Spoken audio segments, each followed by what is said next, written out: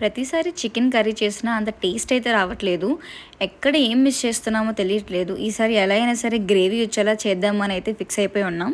Chicken కర్రీకి ఒక process అయితే లేదు, మనకు నచ్చినట్టు వండుకోవటమే. చాలామంది మసాలా ఎక్కువ తింటారు, కొంతమంది తినరు. అలా ఇద్దరి మీద ఏ కేటగిరీ కూడా కాదు.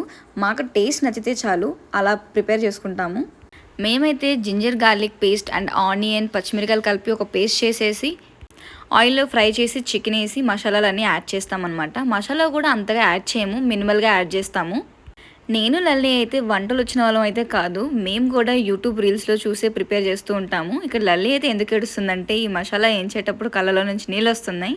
ఇక్కడైతే చికెన్ మొత్తం స్టీమ్ చేసేసాం. స్టీమ్ చేసిన చికెన్ని ఈ మసాలాలో యాడ్ చేసి పసుపు అండ్ ఉప్పు వేసి వాటర్ పోస్తున్నాం. వాటర్ కూడా ఎక్కువ పోస్తే టేస్ట్ మారిపోతుంది కాబట్టి కొంచెం వాటరే పోయండి. ఇక్కడైతే కారం అండ్ చికెన్ మసాలా వేసేసి కర్రీ ఎండ్ చేసేసాం. మేమైతే ఇలా చేసుకుంటాం. మీరు ఎలా